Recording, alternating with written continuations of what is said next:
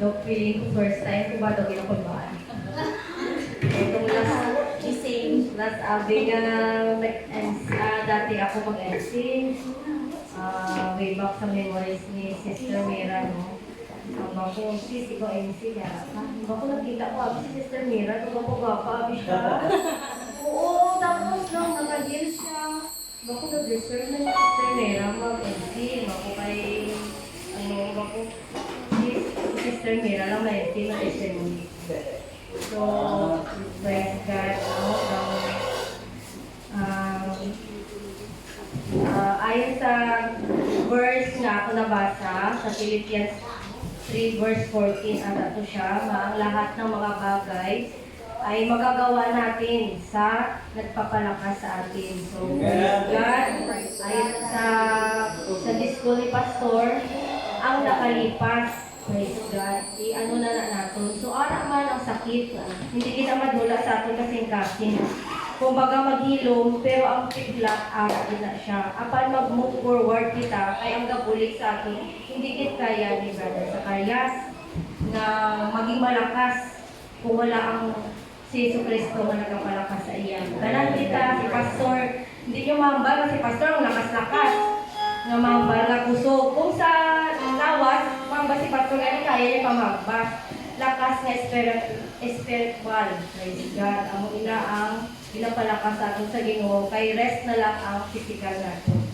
So, praise God. Hallelujah. Ito mag-praise ko ba daw para hindi lang two-leader. Para hindi lang mag-praise si Mother. Praise God. So, may kanya-kanya gani kita mga problema. Panamba ko gani doon, hindi ko magsimba.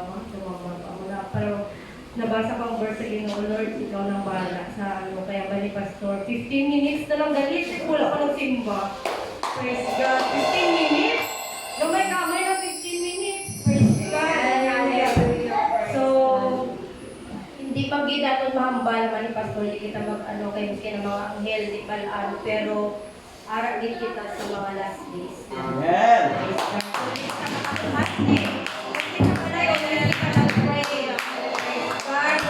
Mga pamilya. Lord, kaya ang Ginoo gusto niya ka nang maluwas kung pwede lang. Do, kumbaga maabot siya na ni kahapon ba? Kahapon, pero apan damo pa siya ginahula. So salamat sa tubig nga Diyos kay kung wala yung bugma, iyang grasya, hindi na libalaan. Praise God. Hallelujah. Manindog kitang tanan, praise God. Ako talaga niya ko, Panginoon Jesus. Tulungan. Nagpamagulit sa atong sugiyas tuloy nga Diyos. Praise God. Hallelujah. Isipon ka sa buong adlaw, 15 minutes na lang. Praise God.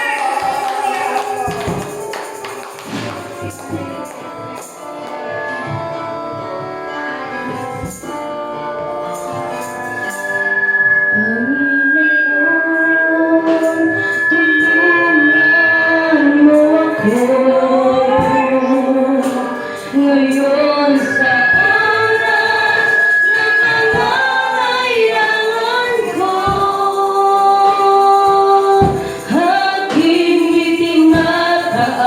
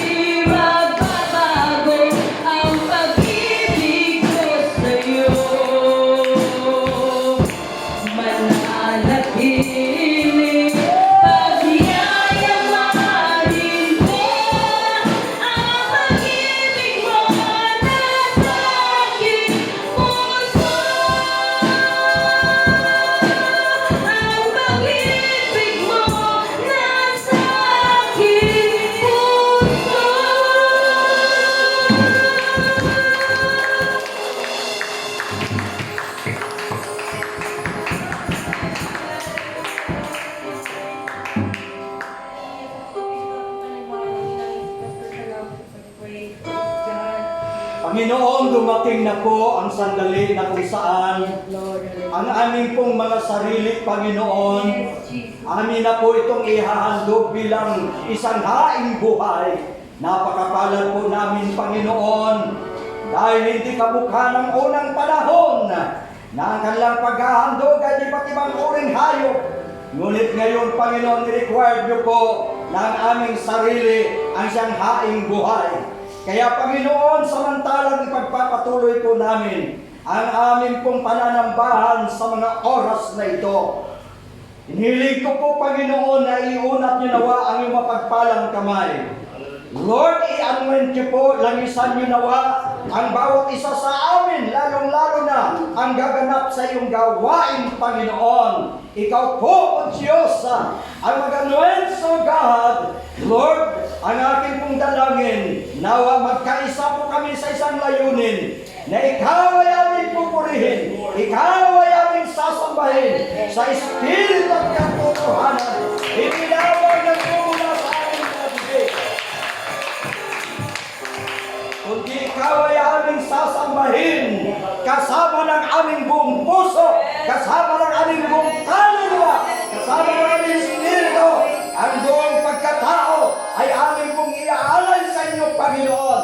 Dahil hindi namin alam kung kailan niyo po kami kukunin, hindi namin alam kung tutulogan yung pakakam, kundi sa bawat sandali, dapat maging handa po kami. Kung mayroon dapat ihingi ng tawad, dapat kami, Panginoon, magsisi. Kung mayroon mga bagay na bumugulo sa aming isipan, dapat, Panginoon, maniwala kami na ikaw, Panginoon, ang Panginoon, ang nagbibigay sa amin.